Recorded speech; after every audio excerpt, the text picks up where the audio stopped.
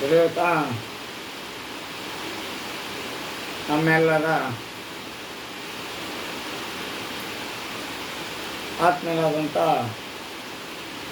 ಅಂಬೇಡ್ಕರನ್ನು ನೆನೆಯುತ್ತಾ ನಾನು ಶ್ರೀ ದುರ್ಗಾ ಪರಮೇಶ್ವರಿ ಅಮ್ಮನವರು ಧ್ಯಾನಿಸುತ್ತಾ ಎಲ್ಲರಿಗೆ ವಿದ್ಯಾರ್ಥಿಯರಿಗೆ ಮತ್ತು ವಿದ್ಯಾರ್ಥಿನಿಯರಿಗೆ ಹಾಗೆ ಇಲ್ಲಿ ನಡೆಯುವಂಥ ಶಾಲೆ ಕಲಿಸುವಂಥ ಪೋಷಕರಿಗೆ ಎಲ್ಲರೂ ಗಮನ ಬಿಟ್ಟು ಕೇಳಬೇಕು. ಇದನ್ನು ಕೊನೆಯ ತನಕ ನೀವು ನೋಡ್ತೀರಿ ಅಂತೇಳಿ ನಾನು ಬಯಸ್ತೇನೆ. ಹಾಗೆ ನನ್ನ ಯೂಟ್ಯೂಬ್ ಚಾನಲಿಗೆ ಎಲ್ಲರೂ ಸಹಕಾರ ಮಾಡಬೇಕಂತೇಳಿ ಹೇಳುತ್ತಾ ಒಂದೆರಡು ಮಾತಾಡಲಿಕ್ಕೆ ಇಷ್ಟಪಡ್ತೇನೆ.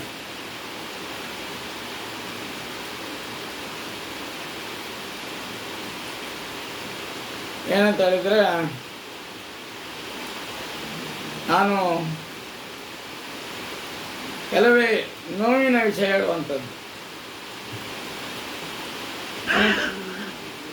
ಯಾಕಂತ ಹೇಳಿದರೆ, ನಾನು ಯಾವ ರಾಜಕೀಯ ಬಗ್ಗೆ, ಯಾವುದೇ ದುಡ್ಡಿನ ಬಗ್ಗೆ ಅಥವಾ ಯಾವುದೇ ಇದರ ಬಗ್ಗೆ ಹೇಳೋದಿಲ್ಲ. ಸಂವಿಧಾನದ ಬಗ್ಗೆ ಮಾತ್ರ ಹೇಳುವಂಥದ್ದು. ಯಾಕಂದರೆ ನಮ್ಮ ಜನರು ಹಾಗೆ ನನ್ನಂಥ ನಾನು ಒಬ್ಬ ಮೂರ್ಖನೆಂದು ಹೇಳ್ಬೋದು. ಆದರೆ ಮೂರ್ಖನಾದರೂ ಇವತ್ತು ನಮ್ಮ ಹಿರಿಯ ಮುಖಂಡರಾದಂಥ ಎಲ್ಲ ರಂಗದ ಮುಖಂಡರಾದಂಥ ಎಲ್ಲರ ಎದುರು ನನಗೆ ಹೇಳಲಿಕ್ಕಾಗೋದಿಲ್ಲ. ಯಾಕಂತ ಹೇಳಿದ್ರೆ ಹೇಳಲಿಕ್ಕಾಗೋದಿಲ್ಲ ಅಂತ ಹೇಳಿದರೆ ನನಗೆ ಬಾಯಿ ಬರೋದಿಲ್ಲ ಅಂತ ಹೇಳಲ್ಲ. ಎಲ್ಲರ ಹೆಸರು ನನಗೆ ಬಡ ಹೇಳಲಿಕ್ಕೆ ಪಟ್ಟಿ ಮಾಡಿ ಇಟ್ಟುಕೊಳ್ಳಲಿಕ್ಕೆ ನನಗೆ ವಿದ್ಯಾಭ್ಯಾಸ ಕಡಿಮೆ ಕೊಟ್ಟಿದ್ದಾರೆ ನಮ್ಮ ಗುರುಗಳು. ಅಲ್ಲ, ಗುರುಗಳಲ್ಲ, ಸಾರಿ, ನನ್ನ ತಂದೆ ತಾಯಿ ಹೇಳಿದಂಥ ಮಾತುಂಟು. ಮಗ, ನೀನು ವಿದ್ಯೆ ಕಲಿತು ಮುಂದೆ ಒಳ್ಳೆಯ ವ್ಯಕ್ತಿ ಆಗಬೇಕಂತೇಳಿ. ಆದರೆ ಏನೋ ಮಾಡುವ, ನನ್ನ ಗ್ರಾಚಾರವೋ ಅಥವಾ ನನ್ನ ಅನಿಲ್ ಬರದಿಷ್ಟ ಏನಂತ ಗೊತ್ತಿಲ್ಲ. ಆದರೆ ನಾನು ವಿದ್ಯಾಭ್ಯಾಸ ಕಲಿತೆ ದನ ಕರುಗಳನ್ನು ನನ್ನ ಹಿರಿಯರಾದಂಥ ಅಜ್ಜ ಬಚ್ಚಜ್ಜ ಹೇಳಿಕೊಟ್ಟಂತೆ ಏನಂತ ಹೇಳಿದರೆ, ಮಗ, ನೀನು ವಿದ್ಯಾಭ್ಯಾಸದಲ್ಲಿ ಏನು ನೀನು ಮುಂದೆ ಬರೋದಿಲ್ಲ. ನೀನು ದನಗಳನ್ನು ಆವಾಗ ಓರಿ ಅಂತ ಹೇಳ್ತೇವೆ, ಓರಿಯನ್ನು ಮೇಯಿಸಿ ಕೂಡಲಿಕ್ಕೆ ಅಭ್ಯಾಸ ಮಾಡು ಅಂತೇಳಿ. ನಾನು ಅದನ್ನೇ ನಂಬಿಕೊಂಡು ಕೂಡುವಂಥದ್ದು, ದನ ಸಾಕುವಂಥದ್ದು, ದನ ಮೇಯಿಸುವಂಥದ್ದು ಇಂಥದ್ದೆಲ್ಲ ಮಾಡಿದ್ದೇನೆ. ಆದರೆ ಆ ದನ ಸಾಕಿದಂಥ ಪುಣ್ಯ ನನಗೆ ಇವತ್ತು ವಿದ್ಯಾಭ್ಯಾಸ ಇಲ್ಲದಿದ್ದರೂ ಜನರ ಒಡನಾಟ, ತುಂಬ ಜನ ಒಡನಾಟ ಉಂಟು. ಅದೇ ಆಶೀರ್ವಾದ ಅಂತೇಳಿ ಹೇಳಲಿಕ್ಕೆ ನಾನು ಇಷ್ಟಪಡ್ತೇನೆ. ಆದರೆ ಇವತ್ತು ವಿದ್ಯೆ ಕಲಿತಂಥ ವ್ಯಕ್ತಿಗಳಿಗೆ ಯಾವುದೇ ಜ್ಞಾನೋದಯ ಇಲ್ಲ. ಆದರೆ ನನಗೆ ಆ ಗೋಮಾತೆ ಅಂತ ಹೇಳಿದರೆ ಕಲ್ಪವೃಕ್ಷ, ಕಾಮಧೇನು, ಪಾರಿಜಾತ ಅಂತೇಳಿ ಹೇಳಲಿಕ್ಕೆ ನಾವು ಮೂರು ಒಳ್ಳೆ ಅಂತೇಳಿ ಹೇಳಲಿಕ್ಕೆ ನಾನು ಬಯಸ್ತೇನೆ. ಅದೇ ರೀತಿಯಲ್ಲಿ ಆಶೀರ್ವಾದದಿಂದ ನಾನು ಇವತ್ತು ವಿದ್ಯಾಭ್ಯಾಸ ಇಲ್ಲದಿದ್ದರೂ ಬುದ್ಧಿಶಕ್ತಿ ಇದೆ ಅಂತೇಳಿ ನನ್ನ ಅನಿಸಿಕೆ. ನಿಮಗೆಲ್ಲ ಏನೋ ಗೊತ್ತಿಲ್ಲ, ಆದರೆ ನನ್ನ ಅನಿಸಿಕೆಯಲ್ಲಿ ವಿದ್ಯೆ ಕಲಿತಕ್ಕಿಂತ ನನಗೆ ತಿಳುವಳಿಕೆ ಜಾಸ್ತಿ ಉಂಟಂತ ಹೇಳಲಿಕ್ಕೆ ನಾನು ಬಯಸ್ತೇನೆ. ನನ್ನ ವಿಷಯ ನಾನು ಹೆಮ್ಮೆಯನ್ನು ಪಡುವಂಥದ್ದಲ್ಲ. ಯಾರೇ ಆಗಲಿ, ನಾವು ಮಾಡಿದಂಥ ಕೆಲಸವನ್ನು ದೇವರು ಮೆಚ್ಚಬೇಕು, ನಾವು ಮೆಚ್ಚುವಂಥದ್ದಲ್ಲ. ಅದಕ್ಕೆ ನನ್ನ ಮನಸ್ಸಲ್ಲಿ ಉಂಟು. ನನ್ನ ತಾಯಿ ದುರ್ಗಾಂಬಿ ನನಗೆ ಜನರ ಒಡನಾಟ ಕೊಟ್ಟಿದ್ದಾರೆ. ಹಣ ಕೊಡಲಿಲ್ಲ, ಹಣ ನಂಬಿ ನಾನು ಬದುಕುತ್ತಿಲ್ಲ. ಹಣವೂ ಬೇಡ ನನಗೆ. ಇದ್ದರೆ 10 ರೂಪಾಯಿ ಯಾರಿಗಾದ್ರು ದಾನ ಮಾಡ್ತೇನೆ ವಿನಃ ನನ್ನ ಧರ್ಮನ ಹೇಳೋದು. ನೀವು ನಂಬಿ ಬಿಡಿ, ನನಗೆ ಅಗತ್ಯ ಇಲ್ಲ. ಯಾಕಂತ ಹೇಳಿದ್ರೆ ನಾನು ಮಾಡೋದು ದೇವ್ರು ನೋಡಬೇಕು. ಮನುಷ್ಯನ ನೋಡಿ ಹೆಮ್ಮೆ ಪಡುವಂಥದ್ದಲ್ಲ. ಇವತ್ತು ಯಾಕೆ ಉದ್ದ ಕಥೆ ಹೇಳ್ತಾನೆ ಅಂತೇಳಿ ನೀವು ನೆನಪು. ನಾನು ಉದ್ದ ಕಥೆಯನ್ನು ಹೇಳುವುದಿಲ್ಲ. ನಾನು ಹೋರಾಟ ಕೊಡುವಂಥದ್ದು ಸಂವಿಧಾನದ ಬಗ್ಗೆ. ಹಾಗೆ ಇನ್ನೊಬ್ಬರ ಕಷ್ಟಕ್ಕೆ ನನ್ನ ಕಷ್ಟ ನನಗೆ ಗೊತ್ತುಂಟು. ಯಾವ ರೀತಿಯಲ್ಲಿದ್ದೇನೆ, ಏನು ಕಷ್ಟದಲ್ಲಿದ್ದೇನೆ ಅಂಥೇಳಿ ನನಗೆ ಗೊತ್ತುಂಟು, ದೇವರಿಗೆ ಗೊತ್ತುಂಟು. ಆದರೆ ನಾನು ಆ ಕಷ್ಟವನ್ನು ನಾನು ತಲೆಯಲ್ಲಿ ಹಾಕೊಳ್ಳೋದಿಲ್ಲ. ಕಷ್ಟ ಬರುವಂಥದ್ದು ಮನುಷ್ಯನಿಗೆ ಬಿಟ್ಟರೆ ಮರಕ್ಕೆ ಬರುವುದಿಲ್ಲ. ಇದಕ್ಕೂ ಉದಾಹರಣೆ ಕೊಟ್ಟಿದ್ದಾರೆ, ಮರಕ್ಕೆ ಬರ್ತದೆ ಅಂತೇಳಿ. ಹೌದು, ಅದು ಸತ್ಯ. ಪ್ರತಿಯೊಂದು ಜೀವಿಗಳಿಗೂ ಕಷ್ಟ ಬಂದೇ ಬರ್ತದೆ. ಕೆಲವು ನಾಯಿಗಳನ್ನು ನಾಯಿ ಅಂತ ಹೇಳ್ಬಾರ್ದು, ಅದು ಪ್ರಾಣಿಗಳನ್ನು ತಾಕ್ತಾರೆ. ಕೆಲವ್ರ ಮನೆಯಲ್ಲಿ ಬಡವರ ಮನೆಯಲ್ಲಿ ಲೈಕ್ ಮಾಡಿದ ಹಾಕುವುದಿಲ್ಲ. ದೊಡ್ಡವ್ರ ಮನೆಯಲ್ಲಿ ಒಳ್ಳೆ ಚಾಪೆ ಹಾಕಿ ಅದಕ್ಕೆ ತೂಕ ಸೀಟ್ ಹಾಕಿ ಹಾಗೆ ಅದನ್ನು ಬೆಡ್ ಮೇಲೆ ಮಲ್ತ್ಕೊಂಡು ಅದಕ್ಕಾದಂಥ ಶೌಚಾಲಯವನ್ನು ಮಾಡಿಕೊಟ್ಟು ಅದನ್ನು ಹಾಕ್ತಾರೆ. ನನ್ನಂಥ ಬಡ ಜೀವಿಗಳು ಕೇವಲ ಒಂದು ತೋಡಿ ಹುಲ್ಲು ಹಾಕಲಿಕ್ಕೂ ಕಷ್ಟದಲ್ಲಿದ್ದೇನೆ. ಆದರೆ ಅವ್ರು ಎಷ್ಟೇ ಲೈಕ್ ಮಾಡಿ ನೋಡಿದ್ರು ಒಂದು ತೋಡಿ ಹುಲ್ಲು ಹಾಕಿದರೂ ಅದೇ ಪುಣ್ಯ ಅಂತ ಹೇಳಲಿಕ್ಕೆ ನಾನು ಬಯಸ್ತೇನೆ. ಯಾಕಂದರೆ ಅವಕ್ಕೆ ತಪ್ಪು ಉಂಟು. ಇವತ್ತು ದಾರಿ ಮೇಲೆ ಹೋಗುವಾಗ ಒಂದು ನಾಯಿ ಆಗಲಿ ಯಾವುದೇ ಇದ್ದರೂ ಪ್ರಾಣಿಗಳಿದ್ದರೆ ಅದಕ್ಕೆ 5 ರೂಪಾಯಿದಾರು ಒಂದು ತಿಂಡಿಯನ್ನು ಹಾಕ್ತಿದ್ದೇನೆ. ಆದರೆ ಅದನ್ನು ಹೇಳುವಂಥದ್ದಲ್ಲ, ಅದು ನಾವು ಮಾಡುವಂಥದ್ದು ನಮ್ಮ ಧರ್ಮ. ಅದೇ ರೀತಿ ಎಲ್ಲರೂ ಮಾಡಬೇಕಂತೇಳಿ ನಾನು ಬಯಸ್ತೇನೆ. ಈಗ ನಾನು ಕೆಲವು ವಿಷಯ ಎಲ್ಲ ನೇರ ಬರ್ತಾಯಿದ್ದೇನೆ. ಏನಂತ ಹೇಳಿದರೆ, ಇಡೀ ನಮ್ಮ ದೇಶದ ಮುಖ್ಯಮಂತ್ರಿ, ಪ್ರಧಾನಿಯಿಂದ ಹಿಡಿದು MLA, MP ಮತ್ತು ಇವರೆಲ್ಲಿದ್ದಾರೆ, ಎಲ್ಲ ಕೆಲಸಕ್ಕೂ ಒಬ್ಬರೊಬ್ಬರು ಸಚಿವರಂತೇಳಿ ಇರ್ತಾರೆ. ಅದು ನಿಮಗೆ ಗೊತ್ತಿರ್ತದೆ. ಅದು ನಾವು ಹೇಳುವಂಥದ್ದಲ್ಲ, ಇದು ನೆನಪು ಮಾಡುವಂಥದ್ದು. ಶಿಕ್ಷಣ ಸಚಿವರು, ಹಾಗೆ ಹಣಕಾಸು ಸಚಿವರು, ಹಾಗೆ ವಿದ್ಯಾ ಸಚಿವರು, ಒಂದು ಅಧಿಕಾರಿ ಸಚಿವರು, ಎಲ್ಲ ಸಚಿವರು ಇದ್ದಾರೆ. ಅಂದರೆ ನನಗೆಲ್ಲ ಅಂತ ಹೇಳಿದ್ರೆ ಒಂದು 224 ಸಚಿವರು ಇರ್ತಾರೆ. ಹಾಗಿರುವಾಗ ಕೆಲವೇ ಸಚಿವರು ಸಂವಿಧಾನದಲ್ಲಿ ಯಾವ ರೀತಿಯಲ್ಲಿ ಬಂದಿರೋ ಅದೇ ರೀತಿಯಲ್ಲಿ ನಡೆದುಕೊಂಡು ಹೋಗ್ತಾರೆ. ಆದರೆ ಕೆಲವರು ಮಾತ್ರ ನಡೆದುಕೊಂಡು ಹೋದ್ರು. ಅವರು ಮಾಡುವಂಥದ್ದು, ರಾಜಕೀಯ ವ್ಯಕ್ತಿಗಳು ಮಾಡುವಂಥದ್ದು ಏನಂತ ಹೇಳಿದ್ರೆ, ಒಂದು ಫಂಡಿನಿಂದ ದುಡ್ಡು ಬರ್ತದೆ, ಎಲ್ಲರಿಗೂ ಬರುವುದಿಲ್ಲ. ಅದು ಮೂರು ಪಕ್ಷದವರಿಗೆ ಮಾತ್ರ ಬರುವಂಥದ್ದು. ಕಾಂಗ್ರೆಸ್, BJP, JDS 3 ವ್ಯಕ್ತಿಗಳಿಗೆ ಮಾತ್ರ ಬರುವಂಥದ್ದು ಫಂಡಿನ ದುಡ್ಡು. ಇತರರಿಗೆ ಬರುವುದಿಲ್ಲ. ಇತರರಂತ ಹೇಳಿದರೆ ಬೇರೆ ಬೇರೆ ಪಕ್ಷದಲ್ಲಿ ನಿಲ್ತಾರಲ್ಲ, ಅವರಿಗೆಲ್ಲ ಬರುವುದಿಲ್ಲ. ಅವರು ಸ್ವಂತ ಕೈಯಲ್ಲಿ ಇದ್ದ ಹಣವನ್ನು ಅಥವಾ ಸಾಲ ಮಾಡಿ ಅಥವಾ ಇನ್ನೊಬ್ಬರ ಹತ್ರ ಕೈಗಾಡ ತಗೊಂಡು ಏನೋ ಮಾಡಿ ಅವರು ನಿಂತು ಗೆದ್ದು ಅದ ನಂತರ ಅವರಿಗೆ ಸೀಟ್ ಸಿಕ್ಕಿದ್ರೆ, ಎಲ್ಲಾದರೂ ಒಂದು ಸೀಟ್ ಅವರಿಗೆ ಯಾವುದಾದ್ರು ಒಂದು ಮಿನಿಟ್ ಸೀಟು, ಈಗ ಜನ ಬೇಕಾಗ್ತದಲ್ಲ, 224 ಸೀಟ್ ಬೇಕಾಗ್ತದೆ. ಅದರಲ್ಲಿ ಕಡಿಮೆ ಆದರೆ 1 ಸೀಟ್ ಹಾಕಿಕೊಳ್ತಾರೆ. ಇಲ್ಲದ್ರೆ ಇವರು ಖರ್ಚು ಮಾಡಿ ದುಡ್ಡು ಹೋಗ್ತದೆ, ಕೇವಲ ಒಂದು ಹೆಸರು ಉಳಿತದೆ ಅಷ್ಟೇ. ಅದೇ ರೀತಿಯಲ್ಲಿ ಅವರಿಗೆ ಫಂಡಿನ ದುಡ್ಡು ಎಲ್ಲ ಬರ್ತದೆ. ಹಾಗೆ ಆದರೂ ಸಹ ಇವರು ಒಂದು ಅಂಜಾದು, ನಾನು ಹೇಳುವಂಥದ್ದು, ಒಂದು 10 ಕೋಟಿ, 20 ಕೋಟಿ, 30 ಕೋಟಿ ಎಲ್ಲ ಖರ್ಚು ಮಾಡ್ತಾರೆ. ಅಂಜದು ಹೇಳುವಂಥದ್ದು, ಅದಕ್ಕಿಂತ ಜಾಸ್ತಿ ಖರ್ಚು ಮಾಡ್ತಾರೆ. ಅದೆಲ್ಲ ಲೆಕ್ಕ ಸಿಕ್ಕುವುದಿಲ್ಲ. ಒಂದು 30-40 ಕೋಟಿಯನ್ನು ಖರ್ಚು ಮಾಡ್ತಾರೆ ಒಂದು ಇಲೆಕ್ಷನ್ಗೆ ಹೋದರೆ. ಆವಾಗ ನಾವು ಎಣಿಸ್ಕೊಳ್ಳೋದೇನಂತ ಹೇಳಿದರೆ, ಓಟ್ ಹಾಕುವಂಥದ್ದು ಇವರು ಜನಸೇವೆ ಮಾಡ್ತಾರೆ, ಇವರಿಗಾಗಿ ನಾವು ಓಟ್ ಹಾಕುವಂಥದ್ದು ಅಂತೇಳಿ. ಈಗ ಸ್ಟಾರ್ಟಿಂಗ್ ಹೇಳ್ತೇನೆ, ಪಂಚಾಯತಿಂದ ಸ್ಟಾರ್ಟ್ ಆಗುವಂಥದ್ದು. ಮತ್ತು ಗೊತ್ತುಂಟಲ್ಲ ನಿಮಗೆ, ಪಂಚಾಯತ್, ಜಿಲ್ಲಾ ಪಂಚಾಯತ್, ತಾಲೂಕು ಪಂಚಾಯತ್, MLA, MP ಹೀಗೆ ಪ್ರಧಾನಿ, ಮುಖ್ಯಮಂತ್ರಿ ಆಗಲಿಕ್ಕೆ ಅವರು ಎಷ್ಟೆಷ್ಟೋ ಕೋಟಿ ಖರ್ಚು ಮಾಡ್ತಾರೆ. ನಾವು ನಮ್ಮ ಹಕ್ಕು ಅಂತೇಳಿ ನಾವು ಓಟ್ ಹಾಕ್ತೇವೆ. ಯಾರಿಗೆ? ನಮ್ಮ ಹಕ್ಕು ಅದು. ನಾವು ಓಟ್ ಹಾಕುವಂಥದ್ದು ನಮ್ಮ ಹಕ್ಕು. ಅದನ್ನು ಕೆಲವರು ದುರುಪಯೋಗ ಪಡಿಸ್ತಾರೆ. ಮಾತಾಡುವಾಗ ಸ್ವಲ್ಪ ಅಡಚಣೆ ಉಂಟಾಗ್ತದೆ. ದುರುಪಯೋಗ, ಅದನ್ನು ಸರಿ ಮಾಡ್ಕೊಳ್ತಾರೆ. ನೀವು ದುರುಪಯೋಗ ಪಡಿಸ್ತಾರೆ ಅಂತ ಹೇಳಿದರೆ ಹಣ ಕೊಟ್ಟು ಓಟ್ ಹಾಕ್ತಾರೆ. ಹಣವನ್ನು ತಗೊಂಡು ಓಟ್ ಹಾಕ್ತಾರೆ, ತಾರೆ ಕೊಟ್ಟು ಓಟ್ ಹಾಕ್ತಾರೆ. ಅದಕ್ಕೆ ಮಾನವ ದೃಷ್ಟಿಯಲ್ಲಿ ಅದು ಸರಿಯಲ್ಲ ಅಂತ ಹೇಳಲಿಕ್ಕೆ ನಾನು ಬಯಸ್ತೇನೆ. ನಮ್ಮ ಹಕ್ಕು ಅಂತ ಹೇಳಿದ್ರೆ ಒಂದು 4 ಆಣೆ ತಗೊಂಡೆ ಹೋಗಿ ಓಟ್ ಹಾಕಬೇಕು. ಯಾರಿಗೆ ಬೇಕಾದರೂ ಹಾಕಿ, ನನ್ನ ಅದು ಅಭ್ಯಂತರ ಇಲ್ಲ. ನಿಮಗೆ ಬೇಕಾಗುವಂಥ ವ್ಯಕ್ತಿಗಳಿಗೆ ನೀವು ಹಾಕಿ. ಹಣಕ್ಕೆ ಡಿಮ್ಯಾಂಡ್ ಮಾಡಿ ನೀವು ಓಟನ್ನು ಹಾಕಬೇಡಿ.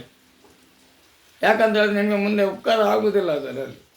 ನೀವೆಲ್ಲ ಕರೆಕ್ಟ್ ಆನ್ಸರ್ ಮಾಡಿ. ಕೆಲವೆಲ್ಲ ವಿಷಯ ಎಲ್ಲ ನಾನು ಹೇಳುವಾಗ ಕೆಲವು ನೆನಪು ಹೋಗ್ತದೆ, ಕೆಲವೆಲ್ಲ ನೀವೇ ಆನ್ಸರ್ ಮಾಡ್ಕೊಳ್ಬೇಕು, ತಲೆ ಹಾಕ್ಕೊಳ್ಬೇಕು. ಕೊನೆಯ ತನಕ ನೀವು ನೋಡಬೇಕು. ನನ್ನ ಯೂಟ್ಯೂಬ್ ಗಣೇಶ್ ಮಂದತ್ತಿ ಅಂತಲೇ ಬರ್ತದೆ, ಯೂಟ್ಯೂಬನ್ನು ನೀವು ನೋಡಬೇಕು. ಯಾಕಂತ ಹೇಳಿದರೆ ಇವತ್ತು ನಾನು ಉದಾಹರಣೆ ಏನಂತ ಹೇಳಿದರೆ, ಈಗ ನಿನ್ನೆ ಒಬ್ಬರು ನನಗೆ ವಾಟ್ಸಪ್ ಮೂಲಕ ಒಂದು ಹಾಕಿದ್ದಾರೆ. ಅವರು ಒಳ್ಳೆಯದಕ್ಕಾಗಿ ಹಾಕಿದ್ದಾರೆ. ಏನಂತ ಹೇಳಿದರೆ, ಅವ್ರಿಗಿಂತ ಮುಂಚಿತವಾಗಿ ನಾನು ಮೊದಲು ನನ್ನ ಯೂಟ್ಯೂಬ್ ಚಾನಲ್ ಓಪನ್ ಮಾಡಲಿಲ್ಲ. ಆವಾಗ ನಾನೇ ವಾಯ್ಸ್ ಮೆಸೇಜ್ ಮಾಡಿ ಹಾಕ್ತೇನೆ. ಏನಂತ ಹೇಳಿದರೆ, ಎಲ್ಲ ಗೆದ್ದ ನಂತರ ಅವರು ಗಮನದಲ್ಲಿ ಇರುವಂಥದ್ದು ಏನಂತ ಹೇಳಿದ್ರೆ, ನಾನು 10 ಕೋಟಿ ಖರ್ಚು ಮಾಡಿದ್ದೇನೆ, 20 ಕೋಟಿ ಖರ್ಚು ಮಾಡಿದ್ದೇನೆ, 30 ಕೋಟಿ ಖರ್ಚು ಮಾಡಿದ್ದೇನೆ. ಅದಕ್ಕೆ ಒಂದಕ್ಕೆ ಎಷ್ಟು ಹಣ ಮಾಡಬೇಕಂತೇಳಿ ಅದನ್ನೇ ಹೋರಾಟ ಕೊಡೋದು ಬಿಟ್ಟರೆ ಜನರ ಮೇಲೆ ಅವರಿಗೆ ಕನಿಕರವೇ ಇಲ್ಲ. ಇದು 100ಕ್ಕೆ 100 ಸತ್ಯ, 100ಕ್ಕೆ 100 ಸತ್ಯ. ನೀವು ಬೇಕಾದರೆ ಅನಿಸಿಕೆ ಮಾಡಿ ಮನೆಯಲ್ಲೇ ಕೂತ್ಕೊಂಡು 1 ನಿಮಿಷ ನನ್ನ ಯೂಟ್ಯೂಬನ್ನು ನೋಡಿ ಆಲೋಚನೆ ಮಾಡಿ ನೋಡಿ. ಅವರು ಕೇವಲ ಹಣಕ್ಕೆ ಒತ್ತರ ಮಾಡುವಂಥದ್ದು. ಹಣಕ್ಕಂದರೆ ನಾವು ಖರ್ಚು ಮಾಡಿದ್ದೇವಲ್ಲ, ಅದನ್ನು ಪೈಸದಿಂದ ಜಾಸ್ತಿ ಹಣ ಮಾಡಬೇಕಂತೇಳಿ ಅವ್ರದ್ದು ಅದೇ ತಲೆಯಲ್ಲಿ. ನಾವು ಆ ಮಿನಿಸ್ಟ್ರು ಬೇಕು, ಮುಖ್ಯಮಂತ್ರಿ ಬೇಕು, ಪ್ರಧಾನಿ ಆಗಬೇಕು, ಹಾಗೆ ನಾನು ಈ ಸೀಟ್ ಬೇಡ, ನನಗೆ ದೊಡ್ಡ ಅಮೌಂಟು ಬೇಕು, ಹಣಕಾಸು ಸಚಿವ ಬೇಕು, ಆ ಸಚಿವ ಬೇಕು, ಈ ಸಚಿವ ಬೇಕು ಅಂತೇಳಿ ಅವರು ಆರೈಸೋದು. ಯಾಕಂತ ಹೇಳಿದ್ರೆ ಈ ಖರ್ಚು ಮಾಡಿದಂಥ ಹಣವನ್ನು ಜಾಸ್ತಿ ಮಾಡಿ ಅವರು ಜನರಿಗೆ ಉಪಕಾರ ಮಾಡಲಿಕ್ಕಲ್ಲ, ಅವರು ಹಣ ಮಾಡಲಿಕ್ಕೆ ಹೋಗಿ ಇದು ಖರ್ಚು ಮಾಡ್ತಾರಲ್ಲ. ಹಣ ಇದ್ದವರೇ ನಾನು ಬೇಕಾದ್ರೆ ನಿಮಗೆ ದಾಖಲಾತಿ ಕೊಡ್ತೇನೆ, ಅವರು ನಿಲ್ಲುವುದು ಇಲೆಕ್ಷನ್ಗೆ ಯಾಕೆ? ಯಾರು ಹಣ ಇದ್ದವ್ರು ನಿಲ್ಲಬಾರ್ದು, ಅವರದ್ದು ದಾಖಲಾತಿ ತೆಗಿಬೇಕು. ಒಂದು ಮನುಷ್ಯ 10 ರೂಪಾಯಿ ಇಲ್ಲದವನನ್ನು ಆಯ್ಕೆ ಮಾಡಬೇಕು. ಆದರೆ ಆಯ್ಕೆ ಮಾಡೋದಿಲ್ಲ. ಅವರು ದೊಡ್ಡ ಹಣ ಇದ್ದವರೇ ಆಯ್ಕೆ ಮಾಡೋದು. ಯಾಕೆ ಹೇಳಿದರೆ ಮತ್ತೂ ಹಣ ಮಾಡಲಿಕ್ಕೆ. ನನಗೆ ಮುಂಚಿನ ಹೇಳಿದ್ದೇನಲ್ಲ, ಅರ್ಧ ಬಿಟ್ಟು ಮಾತಾಡಬಾರ್ದು, ಯಾರೇ ಆಗಲಿ ಅದನ್ನು ಅರ್ಧ ಬಿಟ್ಟು ಮಾತಾಡಬಾರ್ದು. ನನಗೆ ನಿನ್ನೆ ಒಂದು ವಾಟ್ಸಪ್ ಬಂತು.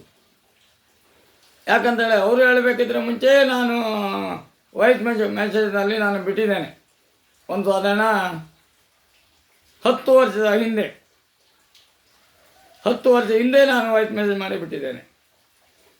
ಯಾಕಂತ ಹೇಳಿದ್ರೆ ನನಗೆ ನೋವಾಗುವಂಥದ್ದು ಶಾಲೆಯ ಮಕ್ಕಳು ವಿದ್ಯಾಭ್ಯಾಸ. ಯಾಕಂತೇಳಿದ್ರೆ ನಾನು ಕಲಿಲಿಲ್ಲಲ್ಲ, ಅದಕ್ಕೆ ಇನ್ನೊಬ್ಬರು ಕಲಿಬೇಕು, ಇನ್ನೊಬ್ಬರು ಕಲಿಯುವುದನ್ನು ನೋಡಬೇಕು, ಅವರು ಮಾಡುವಂಥ ವ್ಯಕ್ತಿಗಳು ಅವರಿಗೆ ಸಿಕ್ಕುವಂಥ ಕೆಲಸವನ್ನು ನೋಡಬೇಕು ಅಂಥೇಳಿ ನನಗೆ ಆಸೆ. ಅದೇ ರೀತಿಯಲ್ಲಿ ನಮ್ಮ ಹೆಗ್ಗುಂಜಿ ಗ್ರಾಮದಲ್ಲಿ ಮೊಯ್ಕಮ್ಮಿ ಶಾಲೆ ಮೊದಲನೇದಾಗಿ ಮುಚ್ಚಿ ಹಾಕಿದಂಥ ಶಾಲೆ, ಗೌರ್ಮೆಂಟ್ ಶಾಲೆ ಮುಚ್ಚಿ ಹಾಕಿದಂಥ ಶಾಲೆ ಅಂತ ಹೇಳಿದರೆ ಇಡೀ ನಮ್ಮ ಹಿಸ್ಟ್ರಿಯಲ್ಲಿ ಫಸ್ಟ್ ಶಾಲೆ ಮುಚ್ಚಾಕಿದಂತ ಹೇಳಿದರೆ ಮೊಯ್ಕಮ್ಮಿ ಶಾಲೆ, ಗೌರ್ಮೆಂಟ್ ಶಾಲೆ. ಇದನ್ನು ಯಾಕೆ ಹೇಳ್ತೇನೆ ಅಂತ ಹೇಳಿದ್ರೆ, ಅವರು ನನಗೆ ವಾಟ್ಸಪ್ ಮೂಲಕ ತಿಳಿಸಿದ್ದಾರೆ. ನೋಡಿ, ಈ ಸಚಿವರು ಈ ಶಾಲೆ ಮಾಡಿದ್ದಾರೆ, ಈ ಸಚಿವರು ಈ ಶಾಲೆ ಮಾಡಿದ್ದಾರೆ, ಈ ಸಚಿವರು ಈ ಶಾಲೆ ಮಾಡಿದ್ದಾರೆ. ಒಂದು 100 ಶಾಲೆಯನ್ನು ಈ ಮುಖ್ಯಮಂತ್ರಿ, MLA, ಪ್ರಧಾನಿ ಮತ್ತೊಬ್ಬರು ಇನ್ನೊಬ್ಬರು ಪ್ರತಿಯೊಬ್ಬರು ಒಂದೊಂದು ಶಾಲೆಯನ್ನು ಕಟ್ಟಿದ್ದಾರೆ. ಅದು ಒಳ್ಳೆಯ ಕೆಲಸ. ಒಳ್ಳೆಯ ಕೆಲಸ ಅಂತ ಹೇಳಿದರೆ ಅವರು ದೇವರು ಮೆಚ್ಚುವಂಥ ಕೆಲಸ ಮಾಡಿದ್ದಾರೆ, ಅದಕ್ಕೆ ಹೋಗ್ತೇನೆ. ಆದರೆ ಎಲ್ಲ ಕೆಲಸಕ್ಕೂ ಕಾಲ್ಫಾರ್ ಮಾಡ್ತಾರೆ. ಎಲ್ಲ ರಾಜಕೀಯವಾಗಿ ಎಷ್ಟೇ ಪಕ್ಷ ಬರಲಿ, ಯಾವುದೇ ಪಕ್ಷ ಬರಲಿ, ಎಲ್ಲ ಪಕ್ಷದವರು ಮಾಡುವಂಥದ್ದು ಇವತ್ತು ಹಣ ಮಾಡುವಂಥದ್ದು, ಎಲ್ಲಿ ಹಣ ಮಾಡಲಿಕ್ಕಾಗ್ತದೆ ಅಂತೇಳಿ ಶಾಲೆ ಕಟ್ಟುವಂಥದ್ದು, ಬಾರ್ ಮಾಡುವಂಥದ್ದು, ದಟ್ ಬಿಸ್ನೆಸ್. ಈಗೆಲ್ಲ ಅಂದರೆ ಒಳ್ಳೆ ಬಿಸ್ನೆಸ್ ಅಂತ ಹೇಳಿದ್ರೆ ಬಾರ್ ಮಾಡುವಂಥದ್ದು, ಶಾಲೆ ಕಟ್ಟುವಂಥದ್ದು. ಅವರು ಲೆಕ್ಕ ಹಾಕ್ತಾರೆ ಯಾವುದ್ರಲ್ಲಿ ಜಾಸ್ತಿ ಹಣ ಮಾಡಲಿಕ್ಕಾಗ್ತದೆ ಅಂತೇಳಿ. ಅವರಿಗೆ ಕಣ್ಣಿಗೆ ಖಾರದ ಪುಡಿ ಹಾಕ್ಬೇಕು, ಕಣ್ಣಿಗೆ ಖಾರದ ಪುಡಿ ಹಾಕ್ಬೇಕು. ನೇರ ಹೇಳ್ತಾನೆ, ಎಲ್ಲ ಬಂತು, ಎಲ್ಲ ಪ್ರಧಾನಿಯಿಂದ, ಮುಖ್ಯಮಂತ್ರಿಯಿಂದ, ಮಿನಿಸ್ಟ್ರಿಂದ ಹಿಡಿದು, MLA ಹಿಡಿದು, ಒಬ್ಬ ಪಂಚಾಯತ್ ಮೆಂಬರಿಂದ ಹಿಡಿದು ನಾನು ಹೇಳ್ತೇನೆ, ಮೆಂಬರ್ ಅಧ್ಯಕ್ಷರಿಂದ ನಾನು ಹೇಳಲಿಕ್ಕೆ ಬಯಸ್ತೇನೆ, ಅವರು ಕಣ್ಣಿಗೆ ಖಾರದ ಪುಡಿ ಹಾಕ್ಬೇಕು. ಯಾಕಂತ ಹೇಳಿದ್ರೆ ನೀವು ಗಮನ ಬಿಟ್ಟು ಕೇಳಿ, ನಾನು ಹೇಳೋದು ತಪ್ಪು ಸರಿ ಆನ್ಸರ್ ಮಾಡಬೇಕು. ಇವತ್ತು ದೊಡ್ಡ ಬಿಸ್ನೆಸ್ ಮಾಡುವಂಥದ್ದು ಎಲ್ಲ ಶಾಲೆಯ ನನ್ನ ವಾಟ್ಸಪ್ಪಲ್ಲಿ ಹಾಕಿದ್ದಾರೆ. ಯಾವ್ಯಾವ ಶಾಲೆ ಅಂತೇಳಿ ಸಹ ಹೆಸರು ಸಹ ಹಾಕಿದ್ದಾರೆ. ಆದರೆ ಒಂದೇ ಒಂದು ಶಾಲೆ ಬಿಟ್ಟಿದ್ದಾರೆ ಅವರು, ಒಂದೇ ಒಂದು ಶಾಲೆ. ಯಾವುದು ಅಂತ ಹೇಳಿದ್ರೆ ದೇವತಮ್ಮಂತರಾದಂಥ ವೀರೇಂದ್ರ ಹೆಗ್ಡೆಯವ್ರ ಶಾಲೆಯನ್ನು ಅವರು ಈ ವಾಟ್ಸಪ್ಪಲ್ಲಿ ಹಾಕಲಿಲ್ಲ. ಹಾಗೆ ನಾನು ಗ್ರೂಪಲ್ಲಿ ಸಹ ಹಾಕಿದ್ದೇನೆ ಅವ್ರದ್ದೆಲ್ಲ ಶಾಲೆಯ ಅವ್ರು ಹಾಕಿದಂಥ ಹೆಸರನ್ನು ಎಲ್ಲ ನಮ್ಮ ಸಂವಿಧಾನ ಬರೆದಂಥ ಅಂಬೇಡ್ಕರ್ ಗ್ರೂಪಿಗೆ ಹಾಕಿದ್ದೇನೆ. ಆದರೆ ಅದರಲ್ಲಿ ದೇವರಾದಂಥ ವೀರೇಂದ್ರ ಹೆಗ್ಡೆಯವರ ಶಾಲೆ ಹೆಸರು ಹಾಕಲಿಲ್ಲ. ಯಾಕೆ ಹಾಕಲಿಲ್ಲ ಅಂತಲೇ ನನಗೆ ಗೊತ್ತಿಲ್ಲ. ಮತ್ತು ಎಲ್ಲ ರಾಜಕೀಯರು ಶಾಲೆಯ ಹೆಸರು ಅವರು ಹಾಕಿದ್ದಾರೆ. ನಾನು ಗ್ರೂಪಿಗೆ ಸಹ ಹಾಕಿದ್ದೇನೆ, ತಿರುಗಿ ಅಂಬೇಡ್ಕರ್ ಗ್ರೂಪಿಗೆ ಹಾಕಿದ್ದೇನೆ. ಆವಾಗ ನಾನು ಅವರಿಗೆ ಪ್ರಶ್ನೆ ಮಾಡಿದ್ದೇನೆ, ಯಾಕೆ ವೀರೇಂದ್ರ ಹೆಗ್ಡೆ ಶಾಲೆಯನ್ನು ಯಾಕೆ ನೀವು ಹಾಕಲಿಲ್ಲ ಅಂತೇಳಿ. ಅದಕ್ಕೆ ಸಾರಿ ಅಂತೇಳಿ ನನಗೆ ಮೆಸೇಜ್ ಮಾಡಿದ್ದಾರೆ. ಇದನ್ನು ಯಾಕೆ ಎತ್ತಿದ್ದೇನೆ ಅಂತೇಳಿ ಹೇಳಿ ನಿಮಗೇನಂತಲೇ ಅದು ನಾನು ಅಂತ್ಯ ಮಾಡಲಿಲ್ಲ. ಆದರೆ ಎಲ್ಲ ಆಫೀಸರಿಗೂ ಕಾಲ್ ಮಾಡಿ ಕರೀತಾರೆ ಇವರು, ನಮ್ಮ ಎಲ್ಲ ಅಧಿಕಾರಿಗಳು. ಅಧಿಕಾರಿಗಳಲ್ಲ, ಹೇಳುವಾಗ ಒಂಚೂರು ಹೆಚ್ಚಿಗೆ ಆಗ್ತದೆ ಅಂತ ಮೊದಲೇ ಹೇಳಿದ್ದೇನೆ ನಾನು, ನೀವು ಅದನ್ನು ಕ್ಷಮಿಸಬೇಕು. ಎಲ್ಲ ನಮ್ಮ ಮುಖ್ಯಮಂತ್ರಿ, ಪ್ರಧಾನಿ, ಮಿನಿಸ್ಟ್ರು ಇವರೆಲ್ಲ ಇದ್ದಾರಲ್ಲ, ರಾಜಕೀಯದ ವಿಷಯ ಇದು ರಾಜಕೀಯದ ವಿಷಯ. ಎಲ್ಲ ಕೆಲಸಕ್ಕೂ ಕಾಲ್ ಮಾಡಿ ಕರೀತಾರೆ. ಆದರೆ B.Ed ಮಾಡಿದಂಥ ಗುರುಗಳನ್ನು ನಾವು ಕರಿತೇವೆ. ನಾನು ಬೇರೆದವ್ರು ಕರೀತಾರೆ ಏನೋ ಗೊತ್ತಿಲ್ಲ, ಅವರು ನಮ್ಮ ಗುರುಗಳು ಅಂತ ಹೇಳಿದ್ರೆ ದೇವರು. ಅವರಿಗೆ ಮಾತ್ರ ಕಲ್ತ್ಕೊಂಡು ಇವತ್ತು ಅಂಗಡಿ ಮನೆ, ಯಾವುದೋ ಒಂದು ಹೋಟ್ಲಲ್ಲಿ ಲಾರಿ ತೊಳೆದು, ಯಾವುದೋ ಒಂದು ಗೂಡಂಗಡಿ ಇಟ್ಕೊಂಡು ಇಂಥದ್ದೋ ಇನ್ನೊಂದೋ ಸಣ್ಣದೋ ಪುಂಡದೋ ರಿಕ್ಷೋ ಗಿಕ್ಷೋ ಮಾಡಿಕೊಂಡು ಇವತ್ತು ಜೀವನ ಮಾಡ್ತಾಯಿದ್ದಾರೆ. ನಾನು ಕೇಳುವಂಥದ್ದು, ದಯವಿಟ್ಟು ನಿಮಗೆ ಕೇಳುವಂಥದ್ದು, ಯಾಕೆ ನೀವು ಗೌರ್ಮೆಂಟ್ ಎಂಪ್ಲಾಯ್ಗಳನ್ನು ಕರೆಯುವಾಗ ಮಾಸ್ಟ್ರಿಗೆ ಯಾಕೆ ಕರೆಯುವುದಿಲ್ಲ ಅಂತ ಯಾಕೆ ಕೇಳ್ಬೋದು. ನನ್ನ ಮನೆಯಲ್ಲಿ ಇವತ್ತೊಂದು 5 ಜನ ಮಾಸ್ಟರ್ ಇದ್ದಾರೆ, ಒಳ್ಳೊಳ್ಳೆ ರ್ಯಾಂಕ್, ಒಳ್ಳೊಳ್ಳೆ ಗಿನ್ನಿಸ್ ದಾಖಲೆ ಮಾಡಿದಂಥ ವ್ಯಕ್ತಿಗಳು ಇವತ್ತು ನನ್ನ ಕುಟುಂಬದವರು 5 ಜನ ಇದ್ದಾರೆ. ಇವತ್ತು ಎಲ್ಲೋ ಹೋಟ್ಲಲ್ಲಿ ಎಲ್ಲೋ ಪಾಪ ಅವರು ಹೇಳ್ಬಾರ್ದು, ಒಂದು ರಿಕ್ಷಾ ಹಾಕ್ಕೊಂಡು ಏನೋ ಜೀವನ ಮಾಡ್ತಾಯಿದ್ದಾರೆ. ನೀವು ಯಾಕೆ ಕರೀದಿಲ್ಲ ಅಂತ ಹೇಳಲಿಕ್ಕೆ ನಾನು ಹೇಳ್ತೇನೆ, ನೇರ ಹೇಳ್ತಾ ಇದ್ದೇನೆ. ಈಗ ನೀವನ್ನು ಗಮನ ಬಿಟ್ಟು ಕೇಳಿ, ಎಲ್ಲರೂ ನಾನು ಇದು ಗಮನ ಬಿಟ್ಟು ಜನರ ತಿಳುವಳಿಕೆಗಾಗಿ ನಾನು ಹೇಳುವಂಥದ್ದು. ಯಾಕೆ ಕರೆಯುವುದಿಲ್ಲ ಅಂತ ಹೇಳಿದರೆ, ಅವರು ಕಟ್ಟುವಂಥದ್ದು ಶಾಲೆ ಹೆಸರು ಬರಲಿಕ್ಕೆ ಅಂತೇಳಿ ಕಟ್ಟುವಂಥದ್ದು. ನಾವೆಂದುಕೊಳ್ಳೋದು, ಓ ಸರ್ ನೋಡಿ ಇವರು MLA ಈ ಶಾಲೆ ಕಟ್ಟಿದ್ದಾರೆ, ಮಿನಿಸ್ಟ್ರಿ ಈ ಶಾಲೆ ಕಟ್ಟಿದ್ದಾರೆ, ಮುಖ್ಯಮಂತ್ರಿ ಈ ಶಾಲೆ ಕಟ್ಟಿದ್ದಾರೆ. ಹಾಗೆ ಅದರಲ್ಲಿ ಒಂದು ಅವರಿಗೆ ಯಾವ ರೀತಿಯಲ್ಲಿ ನಾನು ಧನ್ಯವಾದವನ್ನು ಹೇಳಬೇಕಂತ ನನಗೆ ಗೊತ್ತಾಗೋದಿಲ್ಲ. ಅವರು ಒಂದು ಸ್ವಾಮೀಜಿ ಅವರು ಒಂದು ಶಾಲೆಯನ್ನು ಕಟ್ಟಿದ್ದಾರೆ. ಇವತ್ತು ಅವರು ಒಂದು 3 ಲಕ್ಷ ಜನ ಅವರ ಶಾಲೆಯಲ್ಲಿ ಕಲಿತಾ ಇದ್ದಾರೆ ಫ್ರೀಯಾಗಿ. ನಾನು ಗ್ರೂಪಲ್ಲಿ ಹಾಕಿದ್ದೇನೆ, ಅದನ್ನು ನೋಡಿ ನೀವು. ಅವರ ಹೆಸರು ನನಗೆ ಹೇಳಲಿಕ್ಕೆ ಆಗೋದಿಲ್ಲ. ಸ್ವಾಮೀಜಿ ಅವರು ಇವತ್ತು 100-120 ವರ್ಷ ಆಗಿರ್ಬೋದು. ಅವರು ಇವತ್ತಿಗೆ ಅವರು ಶಾಲೆಯಲ್ಲಿ ಫ್ರೀಯಾಗಿ ಎಲ್ಲ ಒಂದೇ ಒಂದು ನಾಕಾಣಿ, 1 ಪೈಸಾ ಅಂತ ಹೇಳ್ತಾರೆ, 1 ಪೈಸಾ ತಗೊಳ್ಳದೆ ಇವತ್ತು 3 ಲಕ್ಷ ಜನ ಅವರ ಶಾಲೆಯಲ್ಲಿ ಕಲಿತಿದ್ದಾರೆ. ಅವರಿಗೆ ನಾನು ನಂಬಿದಂಥ ಎಲ್ಲ ದೇವರು ಅವರಿಗೆ ಇನ್ನೂ 1,000 ವರ್ಷ ಅವರಿಗೆ ಆಯುಷ್ಯ ಕೊಡಲಿ ಅಂತ ಹೇಳಲಿಕ್ಕೆ ನಾನು ಬಯಸ್ತೇನೆ. ಅದೇ ರೀತಿಯಲ್ಲಿ ಇಷ್ಟೂ ಶಾಲೆ ಹೆಸರು ನಾನು ಹಾಕಿದ್ದೇನೆ. ಇಷ್ಟೂ ಶಾಲೆ ಮಾಡಿದಂಥ ಮುಖ್ಯಮಂತ್ರಿ, ಪ್ರಧಾನಿ ಎಲ್ಲ ಇದು ನಾನು ರಾಜಕೀಯ ವ್ಯಕ್ತಿ ಮಾಡಿದಂಥ ಶಾಲೆ. ಅದರಲ್ಲಿ ಧರ್ಮಸ್ಥಳ ಹೆಗ್ಡೆಯರು ದೇವರಂಥ ಮನುಷ್ಯರಾದಂಥ ಹೆಗ್ಡೆಯರದ್ದು ಶಾಲೆ ಬಂತು. ಅದರಲ್ಲಿ ಪ್ರತಿ ಒಂದು ಶಾಲೆ, ಈ ಗೌರ್ಮೆಂಟ್ ಶಾಲೆ ಮುಚ್ಚಿದ್ದು ಯಾಕಂತ ಹೇಳಲಿಕ್ಕೆ ನಾನು ಬಯಸೋದು ಇದೆ. ಪ್ರತಿ ಒಂದು ಶಾಲೆಯನ್ನು ಮುಚ್ಚಿದ್ದು ಯಾಕಂತ ಹೇಳಲಿಕ್ಕೆ, ಇವರು ಶಾಲೆ ಕಟ್ಟಿದ್ದಕ್ಕೆ ಅದೆಲ್ಲ ಶಾಲೆ ಮುಚ್ಚಿ ಹೋಗಿದೆ. ಏನು ಹೇಳಿ, ಇವರು ಪ್ರೈವೇಟ್ ಶಾಲೆಯನ್ನು ಕಟ್ಟಿದ್ರಲ್ಲ, ಅದರಿಂದ ಇವರಿಗೆ ಗೌರ್ಮೆಂಟರಿಗೆ ಅಧಿಕಾರಿಗಳ ಅದೇ ಇವು ಮಿನಿಸ್ಟ್ರ್, ಪ್ರಧಾನಿ ಅವರಿಗೆ ತಲೆಯಲ್ಲಿ ಬರುವುದಿಲ್ಲ. ಯಾಕಂದರೆ ಇವ್ರ ಶಾಲೆಯಲ್ಲಿ ಫೀಸ್ ಉಂಟು 5 ಲಕ್ಷ, 10 ಲಕ್ಷ, 20 ಲಕ್ಷ, 30 ಲಕ್ಷ, 40 ಲಕ್ಷ, 50 ಲಕ್ಷ, 1 ಕೋಟಿ, 2 ಕೋಟಿ. ಒಬ್ಬ ಡಾಕ್ಟ್ರ್ ಮಾಡಬೇಕಾದ್ರೆ ಇಂತಿಷ್ಟು ಕೋಟಿ ಅಂತೇಳಿ. ಅವರು ಯಾಕೆ ಈ ಇಲೆಕ್ಷನ್ಗೆ ಖರ್ಚು ಮಾಡಿದಂಥ ಹಣವನ್ನು ತೆಗಿಲಿಕ್ಕಾಗಿ ಗೌರ್ಮೆಂಟ್ ಶಾಲೆಯನ್ನೆಲ್ಲ ಮುಚ್ಚಿದ್ದಾರೆ. ಈಗ ಇವತ್ತೊಂದು ಕೇವಲ ಉಡುಪಿ ಜಿಲ್ಲೆಯಲ್ಲಿ 100-200 ಶಾಲೆಯನ್ನು ಮುಚ್ಚಿರ್ಬೋದು. ಈಗ ನನ್ನ ಒಂದು ಗಮನಕ್ಕೆ ಬಂದಂಥ ಶಾಲೆ ಒಂದಿದ್ದರೆ 10 ಶಾಲೆ ಹೆಸರು ಹೇಳ್ಬೋದು ನಾನು. ಒಂದು ಸಾಗರಗಟ್ಟೆಯಲ್ಲಿ, ಒಂದು ಮಂದತ್ತಿಯಲ್ಲಿ ದತ್ತು ಇಲಾಖೆದು, ಅದು ಗೌರ್ಮೆಂಟ್ ಬರುವುದಿಲ್ಲ, ದತ್ತು ಇಲಾಖೆದು. ಸಿರುಮರ್ಕೆಯಲ್ಲಿ, ಜಾನೂರುಕಟ್ಟೆಯಲ್ಲಿ, ಬನ್ನಲಕಟ್ಟೆಯಲ್ಲಿ ಒಂದು 4-5 ಶಾಲೆ ಹೇಳಲಿಕ್ಕೆ ನಾನು ಬಯಸ್ತೇನೆ, ಗೌರ್ಮೆಂಟ್ ಶಾಲೆ ಇರುವಂಥದ್ದು. ಮತ್ತೆಲ್ಲ ಶಾಲೆ ಮುಚ್ಚಾಗಿದೆ. ಹಾಗೆ ಹಿಂದೆ ನಾನು ಹುಟ್ಟಬೇಕಿದ್ರೆ ಮುಂಚೆ, ನನಗೀಗ 46 ವರ್ಷ. 46 ವರ್ಷ ಮುಂಚೆ ಕರೆದಂಥ ಕಾಲ್ ಮಾಡಿ ಕರೆದಂಥ ಮಾಸ್ಟರ್ ಬಗೆಯರಿಗೆ ಧರ್ಮಕ್ಕೆ ಸಂಬಳ ಬರ್ತದೆ. ಯಾಕಂದರೆ ಅವ್ರನ್ನ ತೆಗಿಲಿಕ್ಕೆ ಆಗೋದಿಲ್ಲ. ಅವರಿಗೆ 60 ವರ್ಷ ತನಕ ರಿಟೈರ್ಡ್ ಆಗೋ ತನಕ ಅವರಿಗೆ ಸಂಬಳ ಕೊಡಲೇಬೇಕು ಗೌರ್ಮೆಂಟಿಂದ. ಅಲ್ಲ ಇದ್ದರೆ 1 ಜನ ಇರ್ಬೋದು. ಒಂದು ಇಡೀ ನಮ್ಮ ದೇಶದಲ್ಲಿ 1,000 ಜನ ಮಾಡ್ತಿರ್ಬೋದೇನೋ ನನ್ನ ಅನಿಸಿಕೆ. ಯಾವುದು ಗೌರ್ಮೆಂಟ್ ಶಾಲೆಯಲ್ಲಿ ಮಾತ್ರ, ಗೌರ್ಮೆಂಟ್ ಶಾಲೆ ಮಾಸ್ಟರ್ ಅವರು ಅಂತ ಎಂಪ್ಲಾಯ್ ಇದ್ದವರನ್ನು ಇರುವಂತಿದ್ದರೆ 1,000 ಜನ ಇರ್ಬೋದು. ಅವರಿಗೆ ಅದನ್ನು ಚಿಲ್ಲರೆ ಹಣ ಕೊಡ್ತಾರೆ, ಸಂಬಳ ಏರಿಸೋದಿಲ್ಲ, ಏನು ಮಾಡಲಿಕ್ಕೆ ಇದಿಲ್ಲ. ಅವರಿಗೆ ಪೆನ್ಷನ್ ಹಣ, ಅದರ ಹಣ ಏನು ಸಿಗ್ತದೇನೋ ಗೊತ್ತಿಲ್ಲ. ಈಗ ಎಲ್ಲ ಮರ್ಕೋಂಥದ್ದು.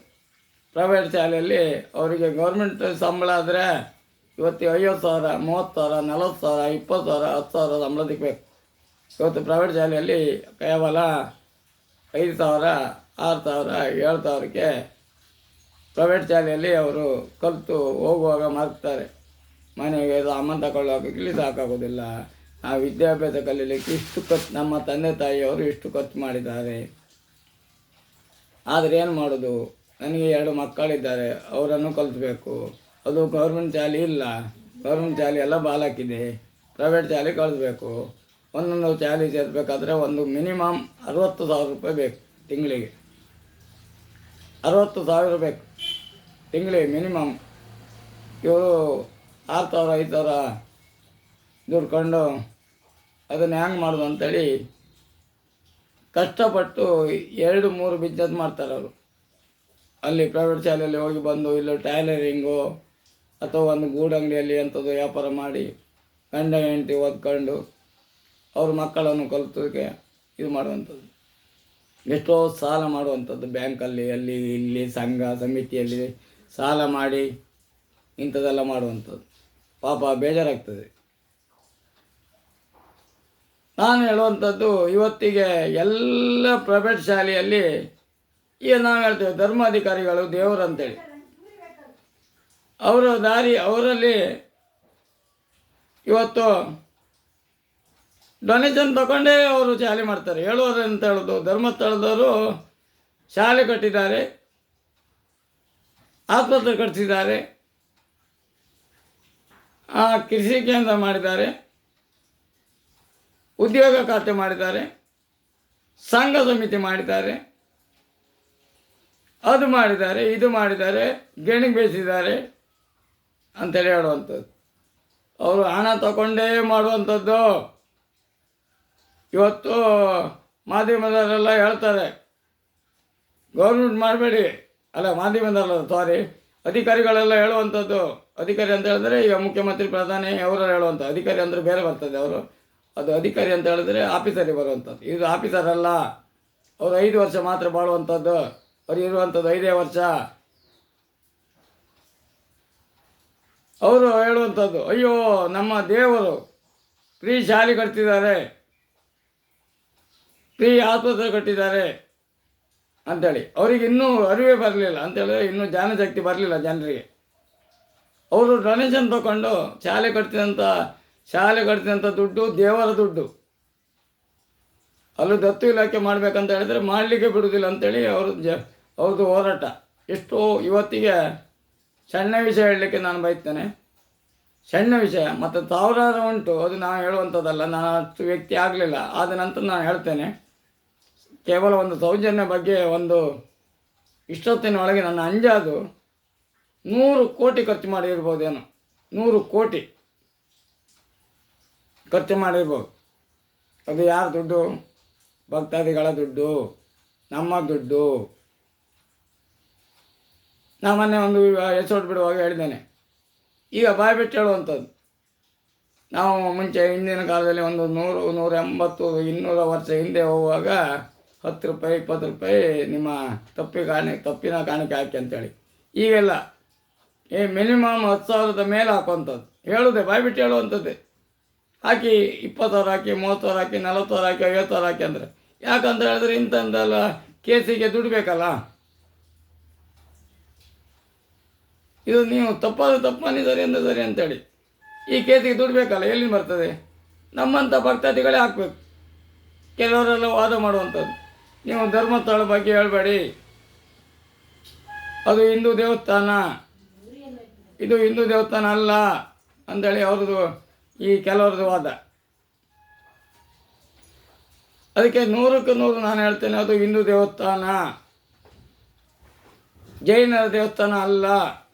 ಸಂವಿಧಾನದಲ್ಲಿ ಉಂಟು ಹಿಂದೂ ದೇವಸ್ಥಾನ ಅಂತ ಹೇಳಲಿಕ್ಕೆ ನಾನು ಬಯಸ್ತೇನೆ. ಯಾಕಂದರೆ ನನಗೆ ಗೊತ್ತಿದ್ದಲ್ಲ, ನಾನು ಮಾಧ್ಯಮದವರು ಮಾಡುವಂಥ ದಾಖಲಾತಿಯನ್ನು ಕಂಡು ಹೇಳುವಂಥದ್ದು. ನಾನು ಸ್ಟಡಿ ಮಾಡಿದ್ದಲ್ಲ. ನಾನು ಎಲ್ಲ ಮಾಧ್ಯಮದವರನ್ನು ಕಣ್ಣಲ್ಲಿ ಎಣ್ಣೆ ಬಿಟ್ಟುಕೊಂಡು ನೋಡ್ತೇನೆ. ಯಾರು ಸರಿ, ಯಾರು ತಪ್ಪು, ಯಾವ ಅಧಿಕಾರಿ ಮೇಲೆ ಯಾವ ದೌರ್ಜನ್ಯ ಮಾಡ್ತಾರೆ ಎಲ್ಲವನ್ನು ನಾನು ನೋಡ್ತೇನೆ. ಇವತ್ತು ಬೆಳ್ತಂಗಡಿ ಪೊಲೀಸ್ ಸ್ಟೇಷನ್ ಅಂತ ಹೇಳಿದರೆ ಧರ್ಮಸ್ಥಳ ಹೆಗ್ಡೆ ಅವ್ರದ್ದೇ ಪೊಲೀಸ್ ಸ್ಟೇಷನ್ ಅಂತೇಳಿ ಮಾಧ್ಯಮದವರು ಹೇಳುವಂಥದ್ದು ನಾನು ನೋಡಿದ್ದು. ಯಾವುದೇ ಅಧಿಕಾರಿಗಳು ಬರಲಿ, ಅಧಿಕಾರಿ ಹೆಸರೇ ಬರುವಂಥದ್ದು ಅಲ್ಲ, ಯಾವುದೇ ಪ್ರಧಾನಿ ಬರಲಿ, ಯಾವುದೇ ಮುಖ್ಯಮಂತ್ರಿ ಬರಲಿ, ಅವ್ರ ಕೈ ಒಳಗೆ ಇರೋದು. ಯಾಕಂತ ಹೇಳಿದ್ರೆ ಅವ್ರಿಗೆ ಇಲೆಕ್ಷನಿಗೆ ಎಷ್ಟೋ ಕೋಟಿ ಖರ್ಚು ಮಾಡ್ತಾರೆ. ಯಾವ ಪಕ್ಷ ಅಂತಿಲ್ಲ ಅವರಿಗೆ. ಅವ್ರು ಯಾವ ಪಕ್ಷ ಬಂದರೂ ಅವರಿಗೆ ಇಂತಿಷ್ಟು ಕೋಟಿ, ಅವರು ಯಾರು ದುಡ್ಡು? ಭಕ್ತರ ದುಡ್ಡು ಅವ್ರು ಕೊಟ್ಬಿಡ್ತಾರೆ ಅವರಿಗೆ. ನಾನು ಹೇಳಿದೆ ಆಗಬೇಕಂತೇಳಿ. ನಿಜವಾಗಿ ನಾನು ಹೇಳಬೇಕಾದ್ರೆ ಪುನಃ ಹೇಳ್ತೇನೆ, ಅದು ಜೈನರ ದೇವಸ್ಥಾನವೇ ಅಲ್ಲ. ಜೈನರು ಇರಬೇಕಾದ್ರೆ ಜೈನರ ಧರ್ಮ ಏನಂತ ಹೇಳಿದ್ರೆ, ನನಗೆ ಸಾಧಾರಣ ಸ್ವಲ್ಪ ಸಣ್ಣ ಪುಟ್ಟ ಧರ್ಮ ನಾನು ಹೇಳ್ತೇನೆ.